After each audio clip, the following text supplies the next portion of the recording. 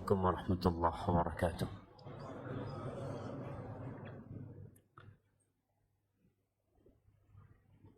Alhamdulillah alladzi hadana lihada wa ma kunna linahtadiya laula an hadana Allah. Segala puji bagi Allah Jalla Jalaluh yang telah memberikan hidayahnya kepada kita jemaah. Yang kalau bukan karena hidayah Allah kepada kita, kita nggak akan kenal Allah. Kita nggak akan suka datang kajian. Kita tidak akan sibuk menghafalkan Al-Quranul Azim. Maka hendaklah yang dikasih nikmat oleh Allah suka hadir kajian, suka menghafal Al-Quran, menghafal hadis Nabi alaihi salatu wassalam, untuk senantiasa memuja dan memuji Allah atas nikmat ini. Qul huwa khairun mimma yajma'un. Wallahi, nikmat Al-Quran yang Allah berikan kepada kita itu lebih baik daripada harta yang dikumpulkan oleh manusia. Tapi kebanyakan manusia nggak tahu dan tidak faham itu. Allahumma salli wa sallim ala abdika wa rasulika Sayyidina wa maulana Muhammad wa ala alihi wa ashabihi ajma'in, amma ba'd. Ahibbati fillah, Allah berfirman, wasari'u ila maghfiratin min rabbikum wa jannatin 'arduha as-samawati wal ard u'iddat lil muttaqin. Kata Allah, bersegeralah kalian kemana? Menuju kepada ampunan Allah Azza wa Jalla dan surganya yang luasnya seluas langit dan bumi. Subhanallah, ketika Allah memerintahkan kepada kita untuk bersegera menuju kepada ampunannya, maka sejatinya kita diperintahkan untuk melakukan perbuatan-perbuatan yang mendatangkan ampunan Allah Azza wa Jalla.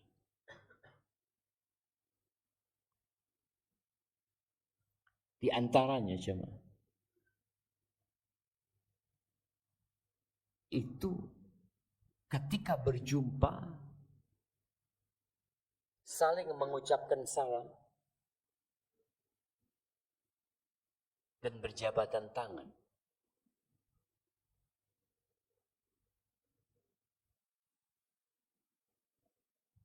Bukan berjabatan tangan setelah sholat, tapi berjabatan tangan ketika berjumpa. Yang kata Nabi alaihi salatu wassalam, ma min muslimaini yaltaqiyani fayatasafahani illa tahattu dhunubuhuma kama tahattu waraqus syajar. Tidaklah dua orang mukmin yang saling berjumpa kemudian mereka berjabatan tangan,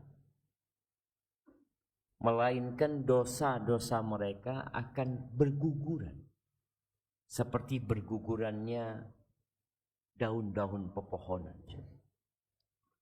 Antum tadi ketemu sama saudara antum, berjabatan tangan enggak? Sekarang nih yang di kanan sama kiri antum. Antum berjabatan tangan, bukan karena selesai sholat ya, karena berjumpa. Yang sudah berjabatan tangan gak usah berjabatan tangan lagi. Sudah enggak? Enggak. Kenal enggak antum sama yang kanan kiri antum? Gak perlu, gak usah. Apa faedahnya kenal sama mereka? Ayolah jemaah, Anda gak akan mulai kajian sampai antum kenalan dan berjabatan tangan yang belum berjabatan tangan.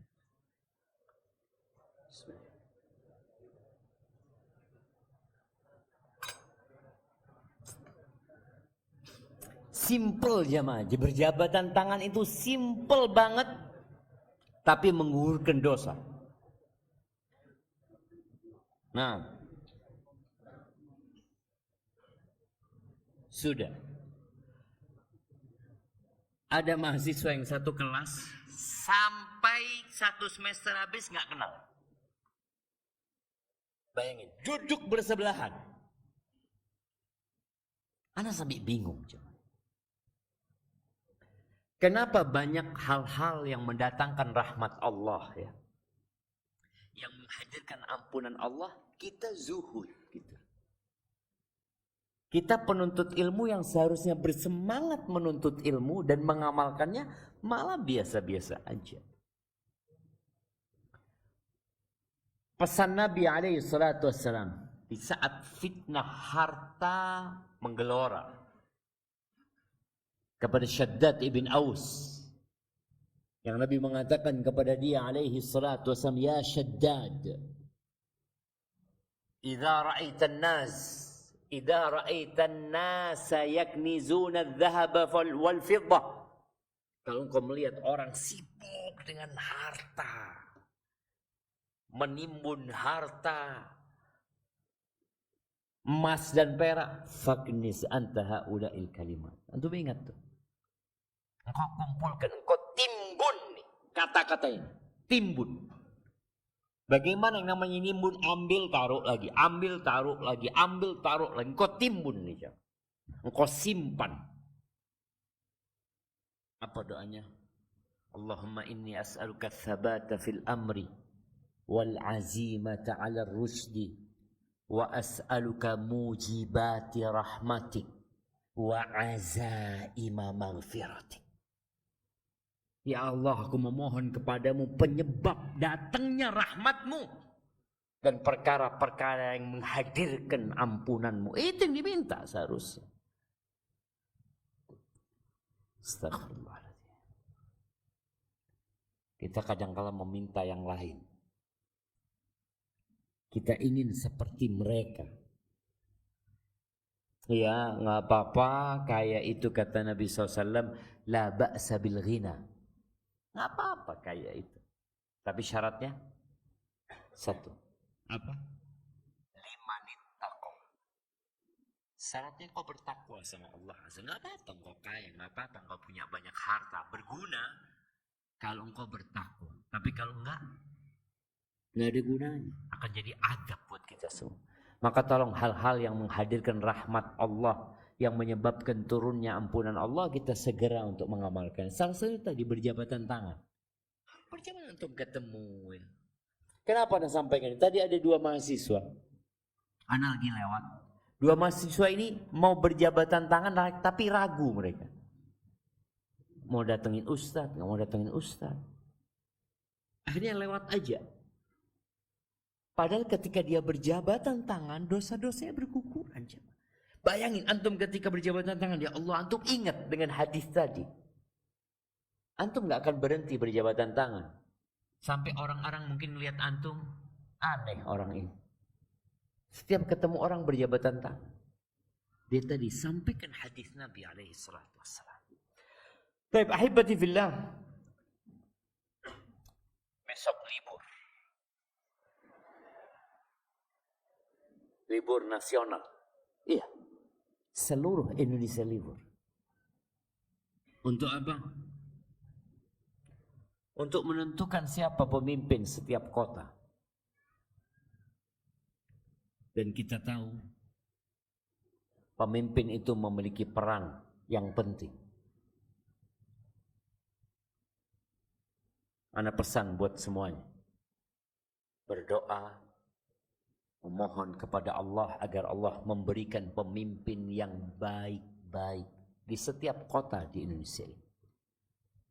Dan kalau antum pun harus memilih, bertakwalah kepada Allah Azza wa Jalla.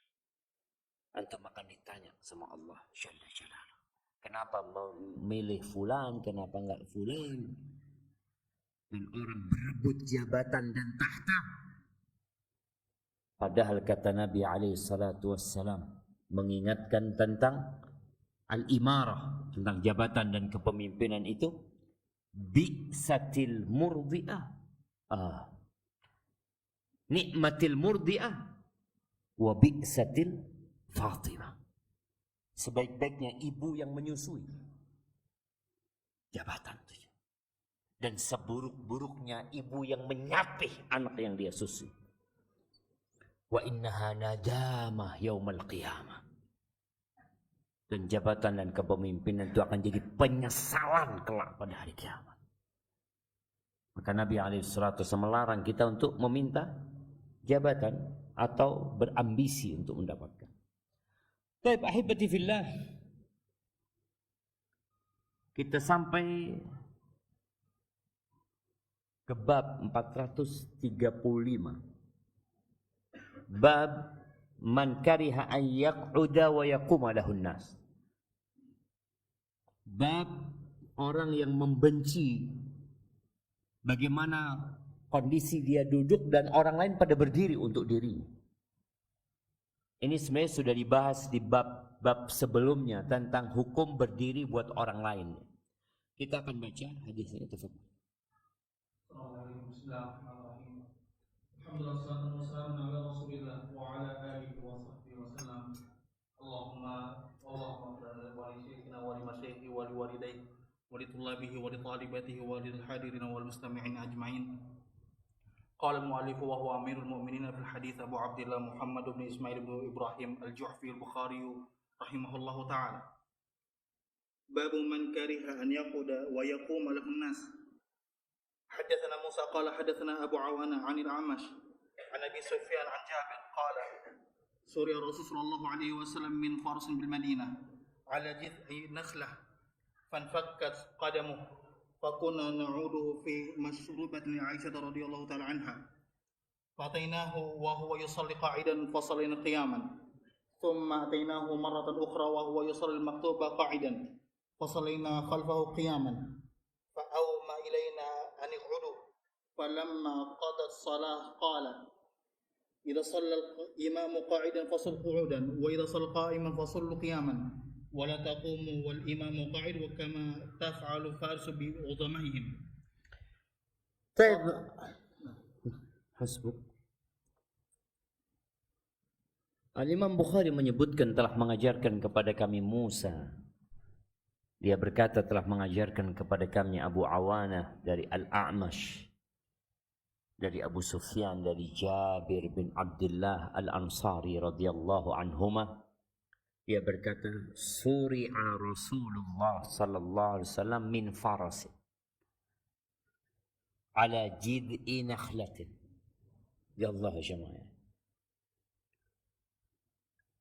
Rasulullah sallallahu alaihi wasallam itu orang yang paling dicintai Allah.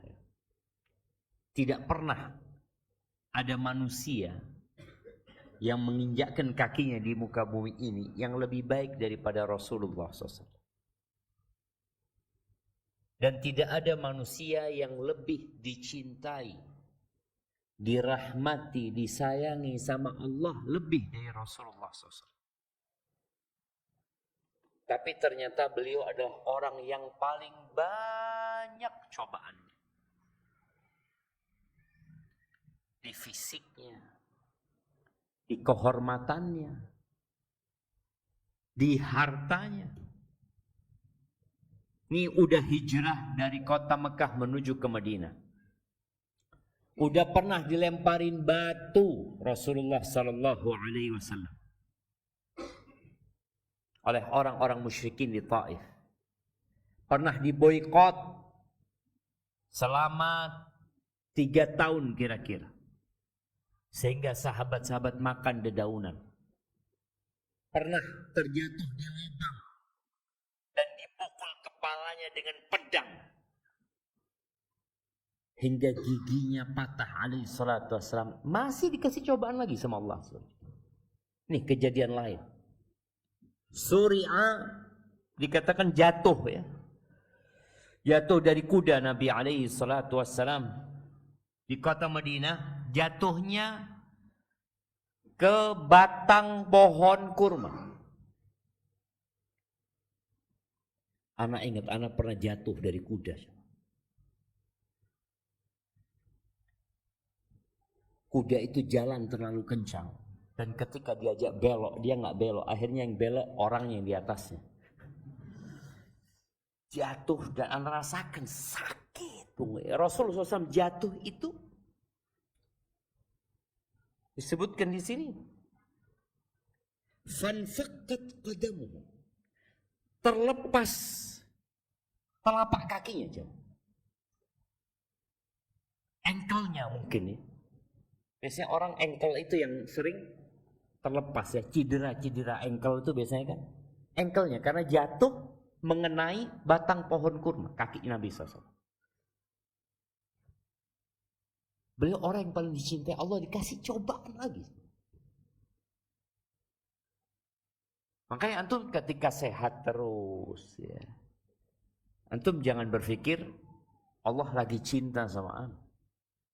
Ketika hartanya berlimpah ruah, bertambah banyak, jangan berpikir ini tanda cinta Allah kepada hambanya. Enggak. Rasul sallallahu alaihi wasallam mengatakan, "Idza ahabballahu 'abdan ibtalahu." Kalau Allah cinta sama hambanya, Allah kasih baik dia. Kasih cobaan. Idza ahabballahu qauman ibtalahum. Faman radiya falahu ridha. Wa man sakhita fa'alaihi sukht. Barang siapa yang ridha, maka Allah ridha sama dia. Ada orang yang kasih cobaan. Kita itu kalau dikasih cobaan jangan menyalahkan siapa-siapa. Oh, gara-gara kudanya tidak nurut. Yang naik Rasul sallallahu alaihi wasallam. Antum naik motor tahu-tahu tabrakan. Oh, gara-gara ini enggak. Sudah langsung antum istighfar, mohon ampun sama Allah. Dan semoga musibah itu menghapuskan dosa dan mengangkat derajat. Rasul sallallahu alaihi wasallam sampai terlepas. Itu ankle-nya, pokoknya di sini sebutnya infaqat qadamahu. Telapak kakinya mungkin dari ankle itu yang terlepas. Cedera Nabi alaihi salatu wasallam. Fakunna na'uduhu fi mashrubatin li Aisyah radhiyallahu anha. Kita akhirnya membesuk Nabi alaihi salatu wasallam gara-gara kejadian itu, kecelakaan itu di kamar. Mashrubah dikatakan ghurfah dan tempat di rumah yang Nabi SAW dirawat di sana. Jadi agar para sahabat yang membesuk mungkin enak ya, nggak masuk ke kamar Nabi SAW yang di situ mungkin ada Aisyah. Ini ada tempat yang di situ Nabi SAW dirawat. Fa'atainahu wa huwa yusalli qa'idan. Suatu hari kami mendatangi Nabi SAW dan beliau sedang salat dalam kondisi duduk. Fasallaina qiyaman. Kita pun salat bermakmum kepada Nabi SAW dengan kondisi berdiri. Nabi duduk karena dalam pandangan sahabat Nabi sakit kakinya, cedera. Beliau nggak bisa berdiri, sampai nggak bisa berdiri. Menunjukkan cederanya parah. Kalau nggak parah orang mungkin masih bisa berdiri. Nabi nggak bisa berdiri, duduk beliau salatnya alaihi salatu wassalam. Thumma atainahu marratan ukhra wa huwa yusalli al-maktubata qa'idan. Kemudian kami datang lagi menjumpai Nabi alaihi salatu wassalam sedang salat wajib. Seperti yang sebelumnya bukan salat wajib. Ini sedang salat wajib Nabi SAW dalam kondisi duduk. Fasallaina khalfahu qiyaman. Akhirnya kita semua salat berdiri. Fa'auma'a ilaina aniqudu. Al-ima itu memberikan isyarat dengan tangannya. Nabi memberikan isyarat agar sahabat-sahabat ini duduk. Akhirnya sahabat duduk. Falamma qada as-salah, ketika selesai salat, Nabi alaihi salatu wasallam berkata, "Idza shallal imamu qa'idan fasallu qu'udan." Kalau imamnya salat duduk, maka kalian salatlah duduk. Wa idza shalla qa'iman fasallu qiyaman. Kalau imamnya salat berdiri, maka kalian salatlah berdiri. Wala taqumu wal imamu qa'id kama taf'alu faris bi udhamaihim. Kalian jangan sampai berdiri imamnya salatnya duduk. Sebagaimana orang-orang Persia melakukan hal itu kepada Ya pejabat-pejabat, tokoh-tokoh mereka. Ahibati fillah, masalah ini diperselisihkan para ulama.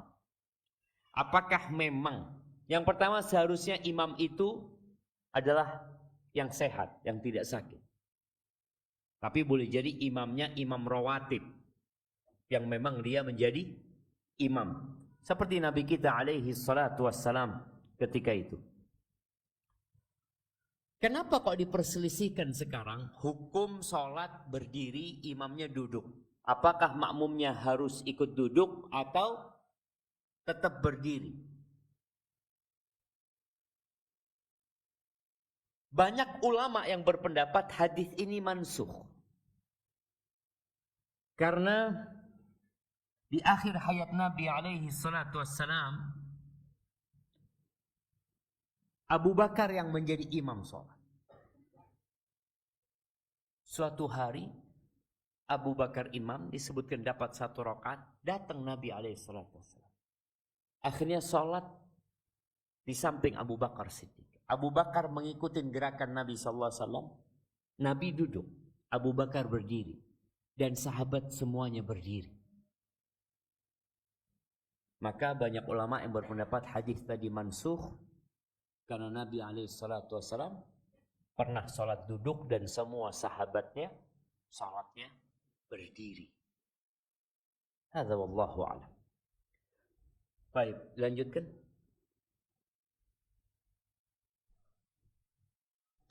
وقال المؤلف رحمه الله تعالى قال جابر بن عبد الله رضي الله تعالى عنه وأريد لفلان من الأنصار غلام فسماه محمدا فقالت الأنصار لا نكنك برسول الله حتى قعدنا في الطريق نسأل عن الساعة فقال جئتموني تسألني عن الساعة قلنا نعم قال ما من نفس منفوسة يأتي عليها 100 سنة قلنا ولد الفلان من الأنصار غلام فسماه محمدا فقالت الأنصار لا نكنك برسول الله قال أحسنت الأنصار سموا باسمي ولا تقتنوا بكنيتي.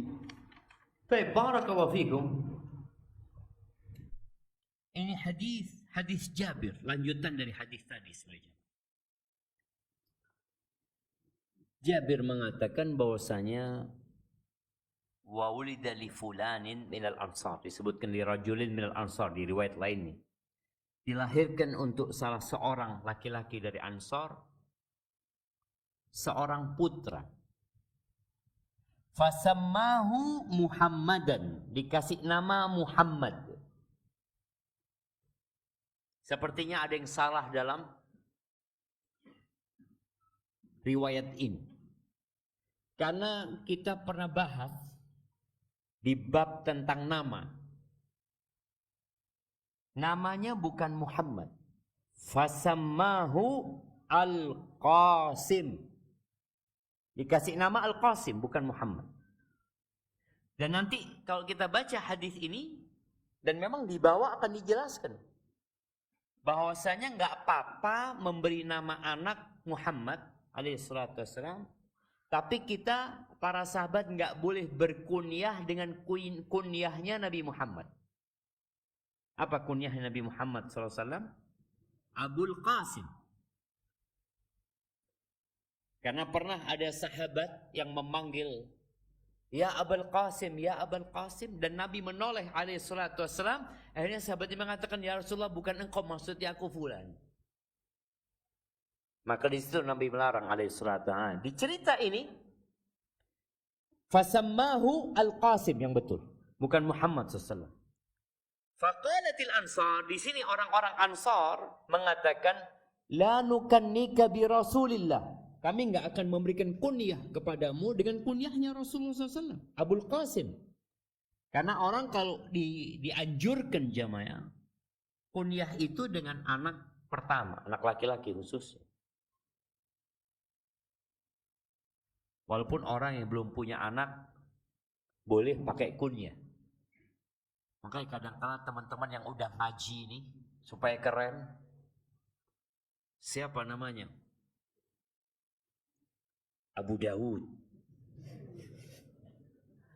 Oh, sudah punya anak atau belum? Kan sunnah. Iya. Dan ternyata di masyarakat Indonesia kunyah itu menjadi sebuah tradisi dan budaya. Sudah ada. Cuma nggak pakai abu.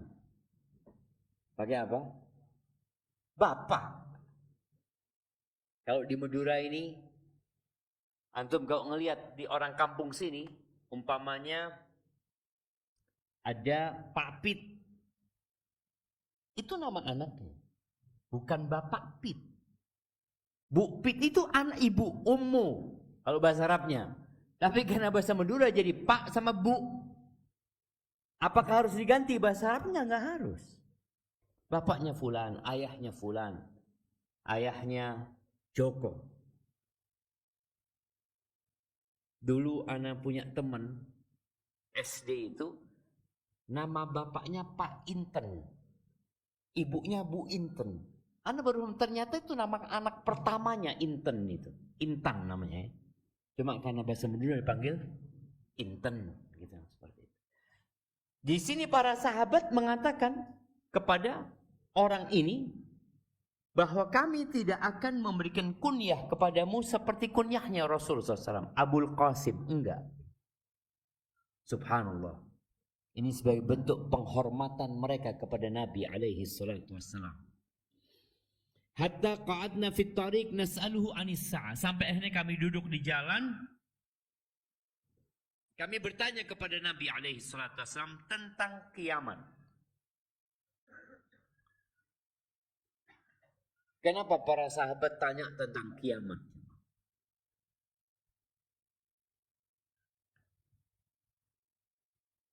Karena kiamat itu sebuah kehancuran jemaah. Untuk dunia yang dibangun oleh manusia. Orang kalau persiapan kiamat, dia tidak akan terlalu cinta sama dunia. Dia kalau ingat semuanya akan hancur, dia akan bikin bangunan, ya sudahlah, yang cukup untuk hidup dia 30 tahun, 40 tahun, karena semuanya akan hancur. Lalu Nabi alaihissalatu wassalam mengatakan, ji'tumuna tas'aluni anis sa'ah. Kalian datang bertanya kepadaku tentang kiamat. As-sa'ah. Qulna na'am. Maka para sahabat mengatakan, iya, kami bertanya tentang kiamat. Apa kata Nabi SAW?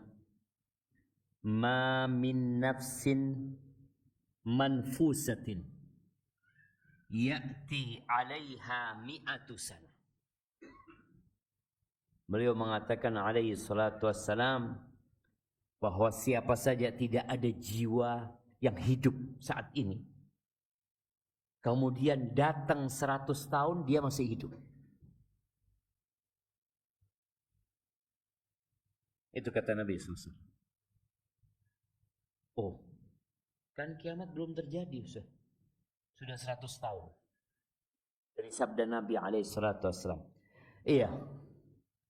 Ulama menyebutkan bahwasanya itu kiamat untuk setiap orang yang hidup pada saat itu. Karena man mata qamat qiyamatuh. Orang yang mati itu sejati kiamatnya dia sudah selesai. Dia meninggalkan segala-galanya. Dan dia sudah masuk ke persinggahan awal menuju ke akhir. Maka dikatakan al-qabru awwalu manzilin min manazili al-akhirah. Kuburan itu adalah tempat persinggahan pertama. Maka tidak ada yang hidup sejak Nabi menyampaikan itu yang umurnya lebih 100 tahun. Artinya dari Nabi menyampaikan hal itu. Yang umurnya 50 tahun, umpamanya dia lebih 100 nggak ada masalah. Tapi nggak lebih dari 100 tahun dari sabda Nabi SAW. Hadis ini juga yang dijadikan dalil oleh sebagian ulama bahwa Khadir sudah meninggal dunia. Karena kalau Khadir hidup pada waktu itu dan ada di bumi, yang kata mereka masih hidup, Maka dengan sabda Nabi SAW semuanya mati. Setelah 100 tahun dari Nabi SAW mengatakan hadis. Dan hadis ini tidak ada hubungannya dengan pembahasan kita. Tapi hadis ini sambungan dari hadis Jabir yang tadi kita baca. Barakallahu fikum. Baik. Kita lanjutkan.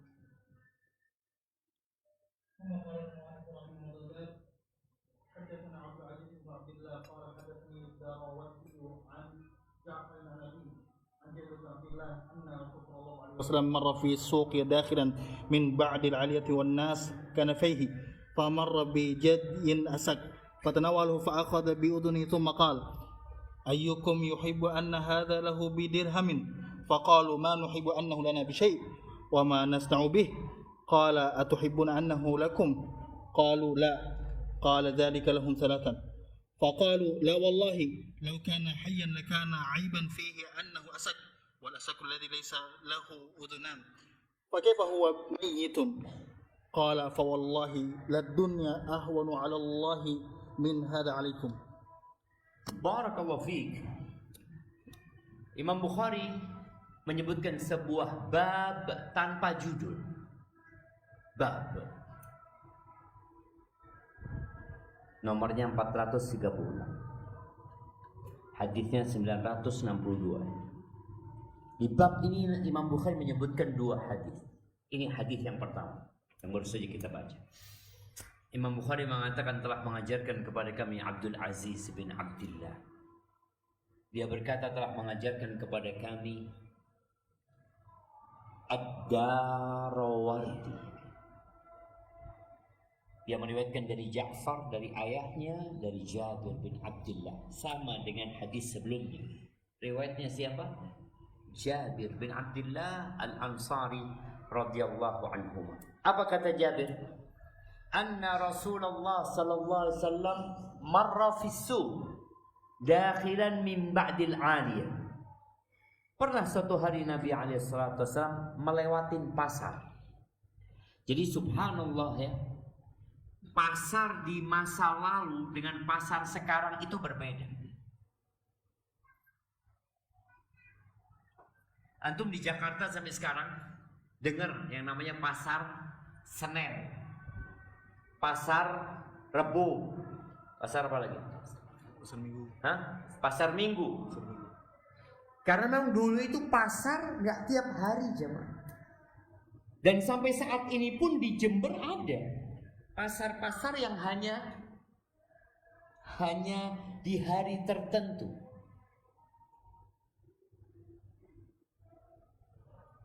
Antum tahu yang namanya Sabtuan? Itu pasar Sabtuan dulu. Namun sekarang pasarnya tiap hari. Namanya tetap tapi tiap hari. Seharusnya diganti namanya pasar tiap hari gitu, bukan pasar kayak pasar Rebo di Jakarta. Emangnya hari Rebo doang? Ya enggak, tiap hari. Dan kalau kita tahu pasar ini tempat setan memasang bendera.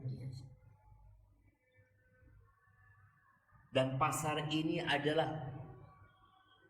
abghadul biqa ilallahi tabaraka wa ta'ala. Tempat yang paling dibenci sama Allah Azza wa Jalla.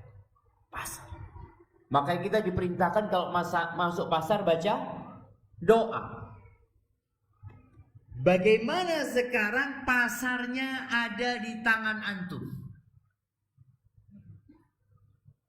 Marketplace. Di tangan antum. Bahkan sebagian membuka pasar di masjid. Iktikaf. Buka pasar dia. Ana mau beli baju baru, Ustaz. Padahal kita tahu nggak boleh transaksi di masjid. Maka kita lihat bagaimana Rasulullah Sallallahu Alaihi Wasallam ketika masuk pasar. Dan ana berharap jemaah, dakwah itu memang tidak hanya di masjid. Kita perlu berdakwah di pasar. Karena kebanyakan orang pasar itu nggak ikut kajian di masjid. Berapa tahun anak ngisi kajian di sini, wajahnya tetap kayak gini aja, wajah orang-orang soleh.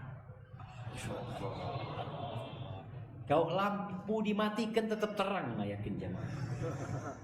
Kita itu perlu mendakwahin orang-orang yang nggak soleh.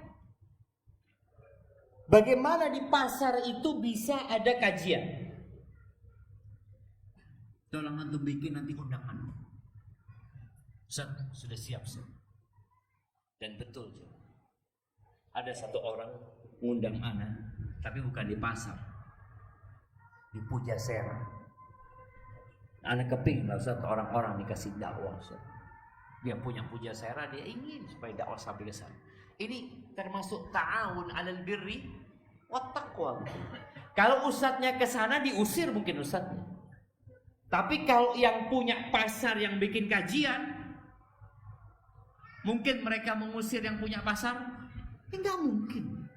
Dikatakan enggak boleh jualan kecuali dengarkan kajian. Mas kajian 5 menit.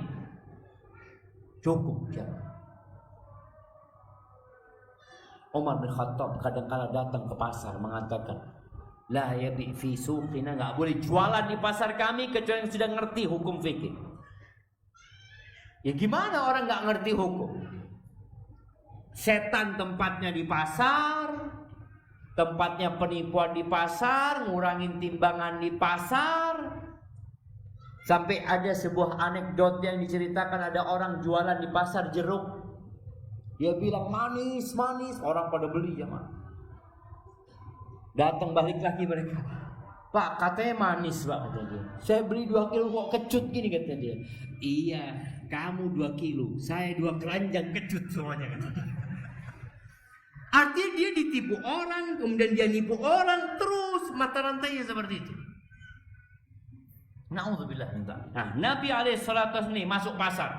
Orang kalau ke pasar mesti cari fulus, cari dunia. Wan nas kanafai, yakni jambai, ada di kanan kiri Nabi SAW. Orang itu Nabi jalan, para sahabat mengikuti Rasul SAW. Dalam posisi jalan di pasar, ini pasarnya pasar hewan juga jemaah ya. Famarra bi jadyin asad, beliau melewatin jadi. Jadi itu anaknya Ma'iz, anaknya kambing. Asak itu dikatakan cacat kupingnya aja. Antum kalau lihat kambing yang bagus itu yang kupingnya panjang jemaah ya. Kalau lihat kontes kambing itu semakin panjang kupingnya semakin mahal. Ini cacat kupingnya, kecil kupingnya dikatakan. Fatanawalahu, Nabi SAW jalan, berhenti Nabi SAW. Kemudian beliau duduk deh, atau merunduk, megang kupingnya anak kambing yang cacat ini, dipegang. Fa'akhadha bi'udhuni. Orang biasanya kalau melihat hewan cacat itu jijik siapa, apalagi bangkai. Tapi bagaimana Rasulullah Sallallahu Alaihi Wasallam demi untuk menyadarkan para sahabatnya, menyadarkan orang-orang di pasar yang pikirannya mencari keuntungan saja di dunia ini, beliau pegang tuh kuping. Ini metode pengajaran yang tepat, yang kalau di buku-buku tarbiyah disebutkan intihazu al-furas wal munasabat. Ada momentum-momentum untuk ngasih nasihat, antum kasih nasihat. Antum sama anak antum lagi jalan, ada sesuatu mamanya, kemudian ada sampah yang numpuk, antum berhenti, antum kasih, nak lihat nak kayak gini nak. Ini bentuk pengajaran langsung dia. Praktek Nabi pegang kepala.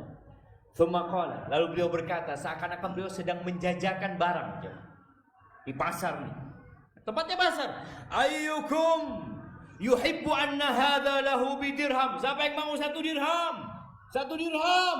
Siapa yang mau 1 dirham? Siapa yang mau ini jadi miliknya 1 dirham? Apa kata para sahabat? Ma nuhibbu annahu lana bi syai' wa ma nasna'u bihi. Ya Rasulullah, kita nggak mau dikasih itu untuk bayar, kita nggak mau. Buat apa kata mereka? Qala atuhibbuna annahu lakum, gimana kau jadi milik kalian sudah? Nggak usah bayar. Kalian miliki sudah barang ini. Qalu la. Qala dzalika lahum. 3 kali Nabi alaihi salatu mengatakan. Karena memang di pasar itu kalau ada orang nggak mau dengan barang antum biasanya ngerayu dia kan. Ayolah, bagus barangnya ini. Ayo nih. Nabi alaihi salatu mengatakan 3 kali, atuhibbuna annahu lakum. Atuhibbuna annahu lakum. Apa kata para sahabat? La wallahi, kata mereka. La wallahi. Mereka ditawarin 3 kali mau dikasih bangkai. Mereka mengatakan la wallahi, demi tidak, demi Allah mereka. Lau kana hayyan lakana aiban fi annahu asad. Kalau dia hidup, bukan badraj ya. Kalau antum belajar apa mudraj ya. Dan disebutkan al-asak itu adalah yang tidak punya 2 telinga. Enggak, ini maksudnya tidak punya 2 telinga yang sempurna mungkin maksud. Karena ada telinganya. Buktinya Nabi alaihissalatu wasallam pegang telinganya. Ada mungkin kecil dari cacat telinganya. Fa kaifa wa huwa mayyit ya Rasulullah? Gimana dia bangkai? Hidup aja cacat, kita males, kita nggak mau. Bagaimana dia ini cacat? Qala, apa sih yang ingin Nabi sampaikan kepada mereka? Nabi ingin memberikan pelajaran kepada mereka tentang hakikat dunia. Subhanallah jemaah. Antum kalau berangkat ke pasar Pakem itu sebelum subuh sudah rame nggak? Rame. Ke pasar Tanjung jam 3,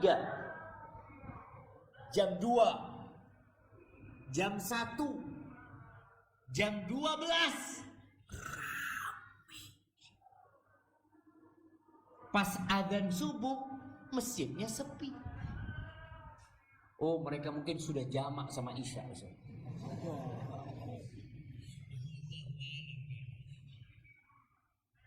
Nabi alaihissalam benar-benar ingin mengingatkan para sahabat tentang hakikat dunia ini dengan praktek langsung.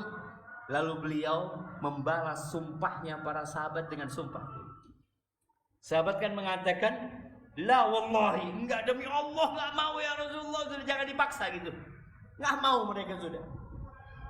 Lalu Nabi alaihissalatu menjawab dengan sumpah, fa wallahi la dunya ahwanu 'ala Allah min hadza 'alaih. Demi Allah, dunia itu lebih rendah, lebih hina di sisi Allah daripada hinanya kambing ini di hadapan kalian. Hina dunia ini. Makanya orang-orang kafir Allah kasih dunia. Makanya kadang-kadang ada orang Islam tanya, ya Ustaz, kenapa sih Ustaz ya? Anak ini sholat terus Ustaz. So pertama kajian gak pernah goib, tapi tetap miskin Ustaz. Ada fulan, wallah sholat kadang-kala telat, kadang-kala bolong, tapi fulus Ustaz. Gimana? Memang benar, kita melihat berapa banyak orang-orang kaya raya yang gak pernah taat beribadah kepada Allah. Tapi dunia ini nilainya rendah sekali. Qul mata'ad dunya qalil. Baik, nasmul adzan insyaallah.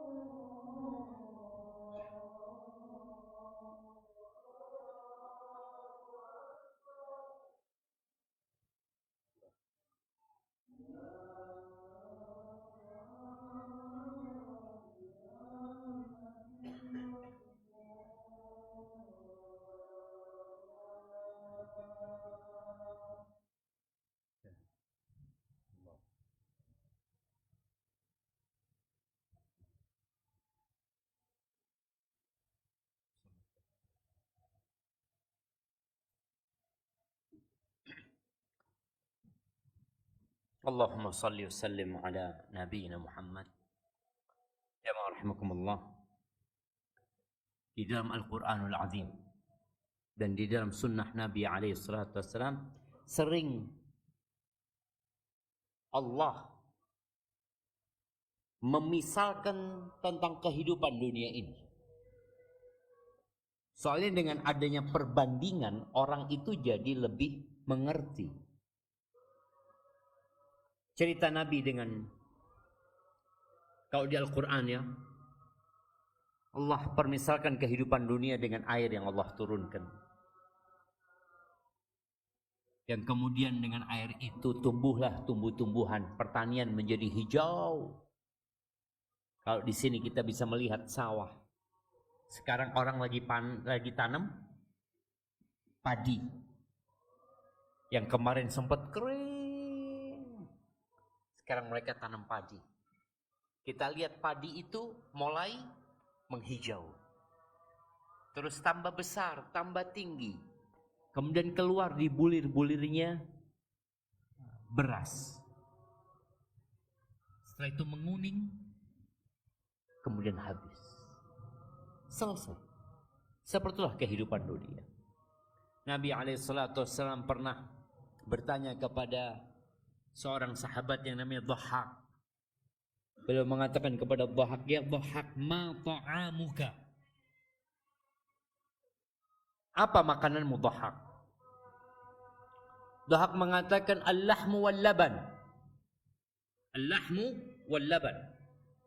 Daging sama susu.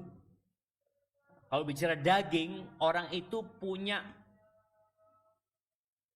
menu daging yang beraneka ragam. Daging itu dibuat daging bakar, daging apa, sapi, rawon, apa saja lah. Susu juga seperti itu. Minumnya susu. Thumma yasiru ila madha. Kemudian jadi apa? Yang kau makan itu jadi apa? Apa kata Dhahhak? Ila ma qad alimta ya Rasulullah. Menjadi sesuatu yang kau sudah tahu. Jadi apa makanan itu? Kita semua tahu. Lalu Nabi SAW mengatakan, innallaha ja'ala mat'ama ibni Adam mathalan lid-dunya. Allah jadikan makanan anaknya Adam, makanan manusia itu permisalan dunia. Wa in zayyanahu wa hallahu, walaupun dihiasi, apalagi sekarang. Kalau antum ke restoran bintang 5 ya, makannya dihiasi, nanti pertama datang antum kasih apa?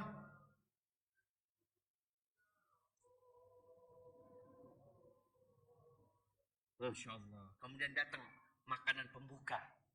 Antum lihat makanan pembuka itu dikasih hiasan gini, cuma dikasih titik 1 juta harganya. Jadi apa nih? Jadi kita semua tahu. Sudah selesai, nanti datang pramusajinya, diambil piringnya. Datang makanan kedua, Masya Allah. Antum makan lagi ya, makan kedua ini, nanti datang diambil, datang makanan ketiga, keempat. Masya Allah. Benar-benar mengesankan dan mempesona. Pertanyaannya, jadi apa? Yang antum makan harga 1 juta, dengan yang antum makan di warung sebelah 7.000 sama jadi apa? Sama. Jadi kotor. Tapi kita berebut untuk sesuatu yang kita tahu jadi apa. Barakallahu fiik. Itu mungkin dapat kita kaji pada kesempatan kali ini.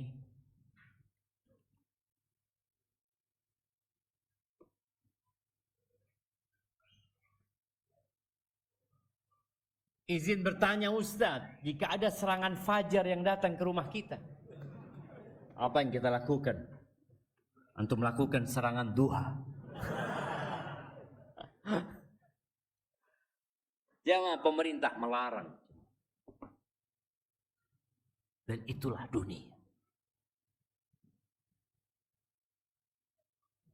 Ketika sebuah aturan tidak sesuai dengan syariat Allah Azza wa Jalla, maka mudaratnya akan lebih banyak daripada manfaat.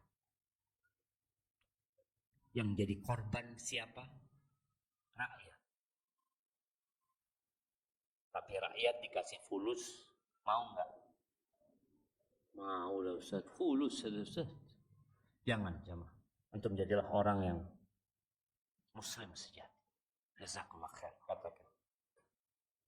Boleh nggak Ustaz, ana ambil fulusnya tapi ana nyoblos sesuai dengan hati nurani ana. Assalamualaikum. Afwan Ustaz, izin bertanya. Dan sekalian tolong berikan nasihat. Semoga dengan nasihat ini ana bisa merubahnya. Afwan Ustaz. Ana mempunyai permasalahan yaitu dosa yang selalu terulang-ulang terus. Padahal sama sekali bahwasanya yang ana lakukan itu tidak ada kenikmatannya. Dan dosa itu disebabkan jawal ya Ustaz. Jika ana melakukan perbuatan ini, ana sangat menyesal dan memohon ampun kepada Allah dan berjanji kepada Allah bahwasanya ana tidak akan mengulangi perbuatan itu lagi. Akan tetapi ana masih saja terjatuh ke dalam lubang yang sama. Dan ana terus bertobat kepada Allah dan ana berusaha menjauhi sebab terjadi dosa itu. Akan tetapi tetap saja terulang ke dosa yang sama. Dan ana mohon ke Ustaz tolong berikan ana nasihat agar menjauhi dosa itu dan tidak akan mengulangi dosa itu lagi. Dan ana mohon ke Ustaz tolong doakan ana di setiap Ustaz berdoa kepada Allah. Berat ini jemaah. Insyaallah masuk doanya ana. Kan ketika ana doa Allah maghfir lil muslimin wal muslimat. Masuklah jemaah. Di setiap bangun malam untuk bertahajud kepada Allah, semoga ana bisa meninggalkan dosa ini sampai akhir hayat ana. Dan ana berusaha dengan sekuat tenaga ana untuk meninggalkan dosa itu. Ustaz, doakan ana Ustaz. Afwan Ustaz, ada lanjutannya di belakang. Dan ana mohon doakan ana Ustaz kepada Allah, semoga ana bisa meninggalkan dosa ini Ustaz. Sekali lagi ana minta doanya. Nah, kita doakan dia jemaah. Allahumma hassin farjahu. Allahumma tahhir qalbahu wa hassin farjahu waghfir dzambahu. Itu doa Nabi SAW buat siapa? Buat sahabat yang datang kepada Nabi SAW bukan minta doa. Tapi sahabat ini mengatakan, ya Rasulullah alaikas salatu wassalam ya Rasulullah. I'dzan li bizina. Bayangkan sahabat ini datang mengatakan, ya Rasulullah izinkan aku untuk berzina. Lalu Nabi alaihi salatu wassalam berdialog sama pemuda ini, kemudian ditepuk dadanya pemuda ini, Nabi mendoakan pemuda itu. Mengatakan Allahumma tahhir qalbahu, ya Allah sucikan hatinya, wa hassin farjahu, dan kuatkan jaga kemaluannya, waghfir dzambahu, dan ampuni dosa. Kata sahabat setelah dia didoakan ini, tidak ada perbuatan yang lebih dia benci daripada perzinahan. Lupa sama yang namanya zina. Maka antum banyak baca doa itu. Dan semoga Allah kasih kemudahannya. Lalu kalau bicara apa nasihatnya? Tadi penanya ini sudah sampai titik tidak menikmati dosanya. Karena memang ada satu fase dosa itu hanya kebiasaan. Bukan lagi bisikan setan. Makanya kalau antum dengar di bulan Ramadan kok masih banyak orang yang berbuat dosa. Padahal setannya dibelenggu gitu. Allah sudah kondisikan, tapi masih ada. Tadi ada orang-orang yang berbuat dosa udah jadi kebiasaan. Sampai ada pezina jemaah. Yang dia di fase orang kaya nih. Di fase dia sudah nggak bisa berzina. Tapi tetap ingin berzina, nggak bisa. Akhirnya dia undang orang untuk berzina di depan. Na'udzubillah. Makanya sangat berbahaya sekali. Usahakan ketika ajakan untuk berbuat dosa dengan handphone antum, antum lemparkan handphone antum pergi. Antum datang ke rumah Allah Azza wa Jalla. Setelah antum kuat lagi imannya baru antum balik. Baca Allahumma inni a'udzubika min syarri sam'i wa min syarri basari. Ya Allah, aku berlindung kepadamu dari kejahatan pendengaranku. Wa min syarri basari, dan kejahatan penglihatanku. Wa min syarri lisani. Wa min syarri qalbi. Wa min syarri mani. Maka ya godaan laki-laki itu yang paling berat ya wanita. Oleh karena itu disuruh segera menikah. Gimana nikah nggak mampu? Puasa. Bukan disuruh pegang HP. Puasa. Tinggalkan handphone ini kok memang bikin antum berbuat dosa. Kalau antum mau pegang handphone, pegang ketika banyak orang. Karena ada orang yang nggak mampu dengan kesendirian. Ada yang tidak mampu. Karena sering kasih nasihat mahasiswa, kalau bisa antum jangan pernah di kamar sendirian. Kos-kosan sekamar sendirian jangan.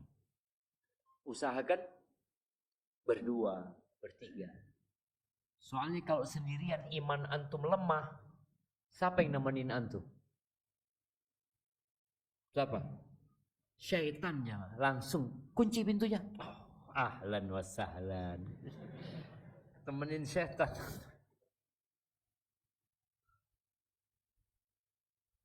Afwan izin bertanya, bagaimana yang kita tahu cara menangkal Dajjal? Salah satunya dengan membaca 10 ayat awal dari Al-Kahfi. Dia hafal ya ayat itu ya. Lantas bagaimana cara menangkal teman orang yang kayak Dajjal? Karena setan hanya sesat dan menyesatkan, tapi beliau sudah sesat, menyesatkan, nuduh orang sesat. Dan malah kalau dibilang sesat, dan marah kalau dibilang sesat. Mohon nasihatnya Ustaz. Iya, kalau menghadapi manusia setan, memang ada manusia yang setan ada. Allah mengatakan syayatinul insi wal jin. Ada setan dari bangsa manusia dan dari bangsa jin. Cara menghadapi setan dari bangsa jin jelas. Allah mengatakan wa imma yanzaghannaka minasyaitani nazghun fasta'id billah. Engkau minta perlindungan kepada Allah kalau digadain setan. Katakan a'udzubillahi minasyaitonir rajim. Tapi kalau setan dari manusia, apa kata Allah? Idfa' billati hiya ahsan. Fa idzal ladzi bainaka wa bainahu adawatun ka'annahu waliyyun hamim. Kenapa? Kalau menghadapi setan itu hanya a'udzubillahi minasyaitonir rajim. Tapi setan manusia kita masih bisa berbuat baik kepada dia. Karena dasarnya manusia itu dari tanah. Baik seharusnya. Bisa berubah jadi baik. Maka caranya berbuat baiklah kepada dia. Bapaknya kayak antum katakan bahwasanya dia suka mengajak kepada kesesatan ini. Antum kasih nasihat kebaikan kepada dia. Antum kasih hadiah buat dia. Berapa banyak orang-orang yang suka menyakiti kita. Apa tugas antum? Berusaha berbuat baik kepada dia. Nabi SAW pernah didatangin seseorang yang ketika orang ini meminta izin untuk masuk ke rumah Nabi SAW, Nabi mengatakan bi'sa akhul ashirah. Betapa buruknya ini orang. Ini akhul ashirah ya, kelompok dari satu kabilah ya. Ketika masuk Nabi SAW tersenyum sama dia, berseri-seri menghadapi dia, sampai Aisyah heran radhiyallahu taala anha.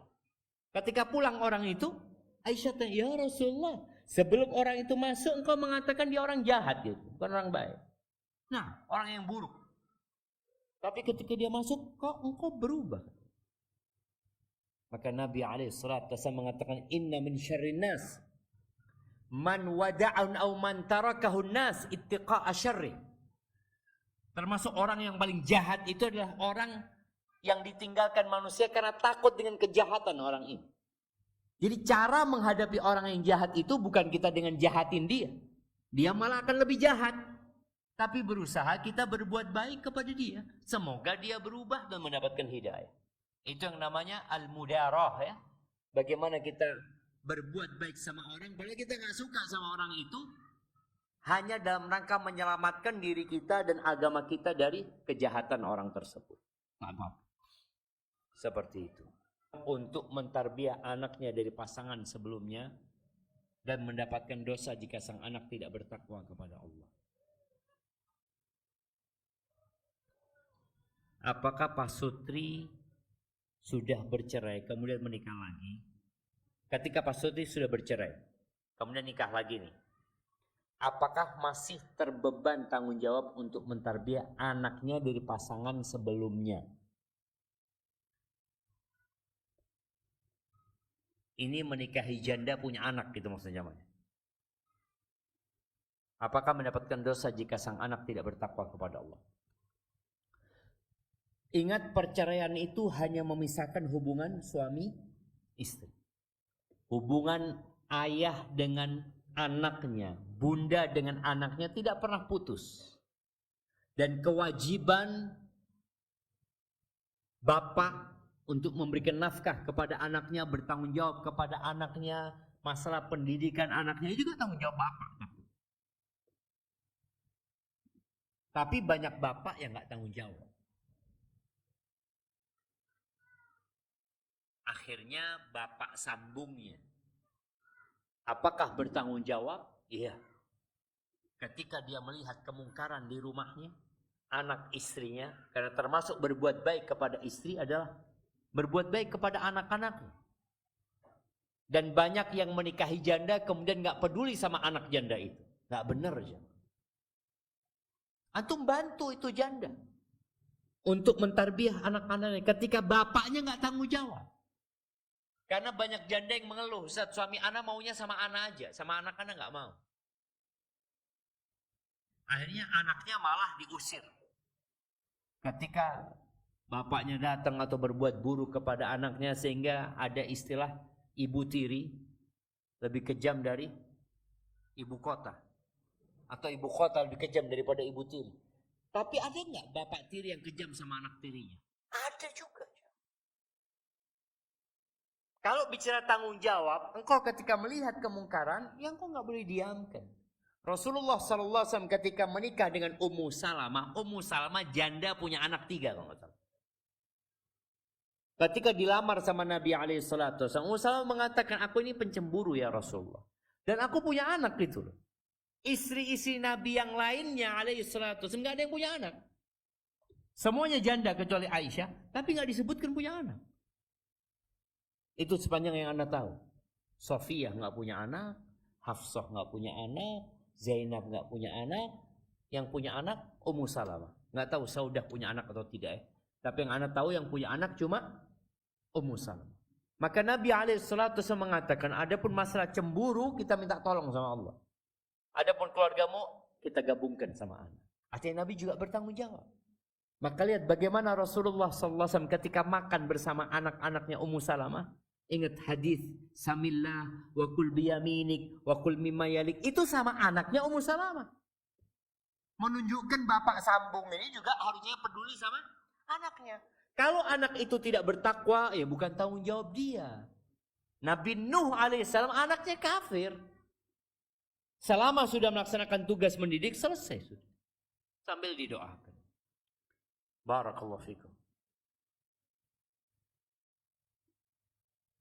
Izin bertanya Ustaz, jika dulu ana pernah mendengar teman mengatakan perkataan yang mengarah ke istihza bil Quran, lalu ana baru sadar sekarang bahwa itu dilarang dan ini sudah terjadi 2 atau 3 tahun yang lalu, apakah ana perlu menghubunginya sekarang dan meminta beliau agar bertobat, atau ana berbaik sangka saja bahwa dia di rentang waktu yang lama beliau sudah menjadi,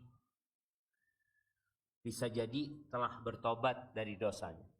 Enggak, antum enggak ada masalah antum hubungin dia, ngobrol sama dia, sampaikan, ingat antum beberapa tahun yang lalu ngomong kayak gini kayak gitu. Boleh jadi dia sudah lupa dengan perkataannya juga. Karena banyak orang yang ngomong dengan sebuah ucapan yang dia nggak sadar jemaah, tapi dia masuk ke neraka jahanam 70 tahun. Maka kesian kok teman antum ternyata nggak bertobat. Antum hubungin dia sambil ngobrol tentang kejadian itu. Kalau dia masih ingat atau dia nggak ingat, antum ingatkan. Setelah itu antum jelaskan tentang hukumnya. Kalau dia menerima, alhamdulillah. Kalau dia nggak menerima, antum doakan dia.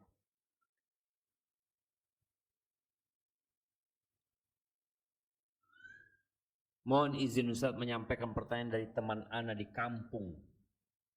Insya Allah dalam waktu dekat dia akan menikah, tetapi dari pihak perempuan ingin mengadakan pesta termasuk musik dan ikhtilat. Bagaimana dia menyikapinya?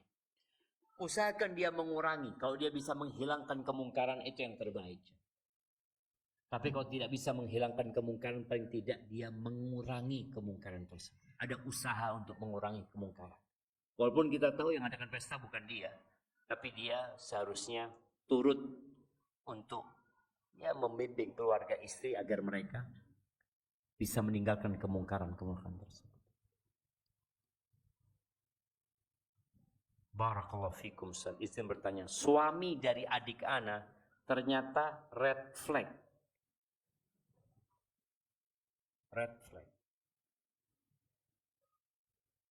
Flag ini apa? Bendera. Hah? Kartu merah. Oke, kartu merah. Suka minum minuman keras dan meninggalkan sholat. Tadi siang suaminya ini meninggalkan rumah dan membawa semua pakaiannya. Mohon nasihat untuk adik ana Ustaz. Jazakallah khair. Iya. Yang pertama, kalau bicara nasihat, banyak di antara pasangan suami istri yang dulu menikah tanpa bimbingan agama, tanpa mengikuti arahan Rasulullah SAW. Menikah ya karena sudah berbuat dosa, menikah karena melihat kepada harta, menikah hanya memandang kepada tampang dan wajah. Dengan berjalannya waktu dia faham bahwa ternyata pernikahan itu tidak berlandaskan wajah dan harta, tapi pernikahan itu dilandasi takwa kepada Allah Azza wa Jalla. Kalau sekarang seperti itu, apa sikapnya? Ya, pertama beristighfar, memohon kepada Allah Azza wa Jalla ampunan. Kenapa engkau dapat suami kayak gitu? Engkaunya seperti apa? Karena kadang-kala perempuan itu melihat kepada kekurangan suami tapi lupa dengan kekurangan diri. At-tayyibatu lit-tayyibin. Wanita yang baik-baik itu untuk laki-laki yang baik-baik. Dan sebaliknya. Maka kalau ternyata kau dapat suami kayak gitu, kau banyak istighfar mohon ampun kepada Allah Azza wa Jalla. Kemudian yang kedua,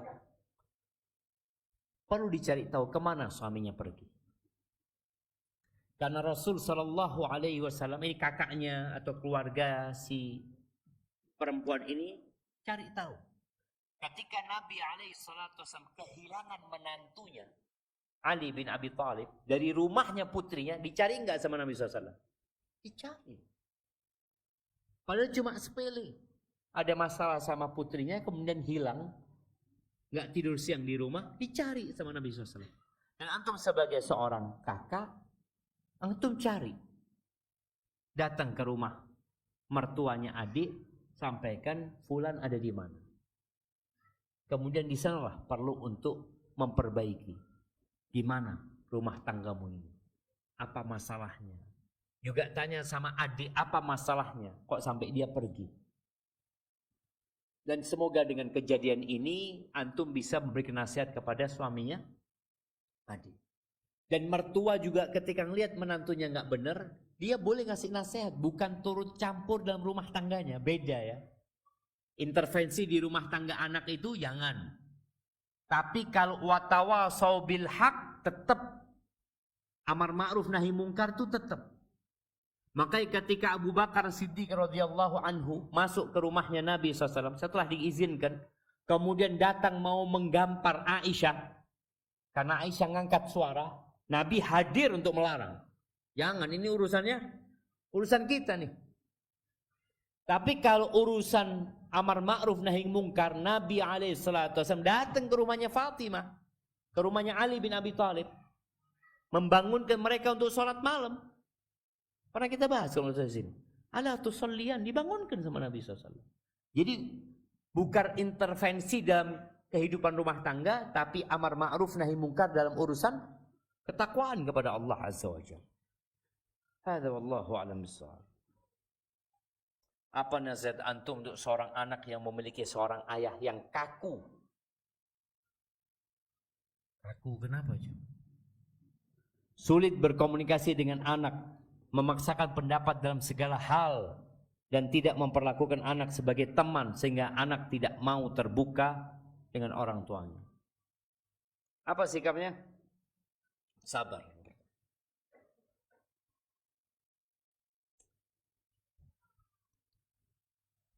Dan bersyukur sama Allah.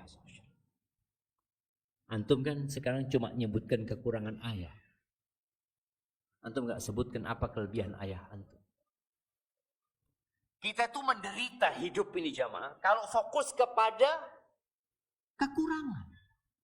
Semua orang punya kekurangan. Ayah, bunda, suami, istri, anak. Semua punya kekurangan, gak ada yang sempurna. Jadi ketika antum punya orang tua tadi yang tidak sesuai dengan harapan antum, antum sabar. Ini yang pertama. Boleh jadi ini untuk menghapuskan dosa-dosa antum, mengangkat derajat antum. Yang kedua, kadangkala ada peran ibu yang membuat anak akhirnya sulit berkomunikasi dengan ayah. Ibunya menanamkan kepada anaknya, memang bapakmu kayak gitu, nak. Akhirnya sang anak putus asa untuk bisa berkomunikasi dengan ayahnya. Enggak bisa dirubah. Tetap.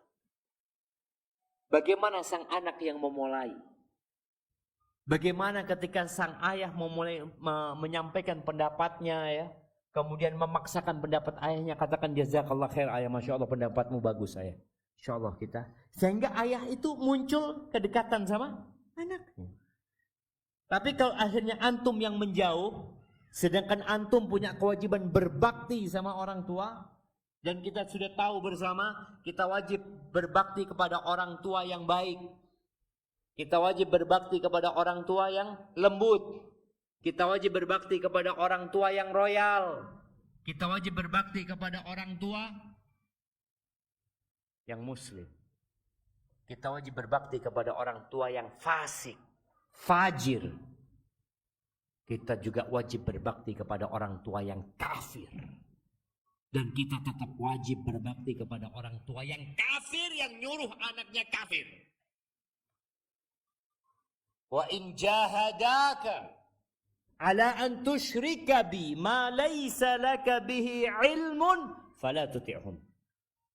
Kalau kedua orang tuamu memaksamu untuk melakukan kesyirikan, jangan nurut dalam satu perkara ini. Terus tetap wajib berbakti, wa sahibhuma fid dunya ma'rufa. Tetap engkau dampingi keduanya. Jadi sahib buat keduanya di dunia ini dengan kondisi yang ma'ruf, dengan cara yang baik. Apalagi cuma bapakmu kaku. Bapak yang kafir nyuruh anaknya kafir aja kita tetap wajib berbakti sama orang tua. Maka tolong jangan sampai akhirnya kekakuan orang tua membuat antum gak mau berbakti sama orang tua. Hadza wallahu a'lam bissawab. Masih banyak pertanyaan, mudah-mudahan di pekan depan jemaah. Subhanakallahumma bihamdika asyhadu an la ilaha illa anta astaghfiruka wa atubu ilaik. Assalamualaikum warahmatullahi wabarakatuh.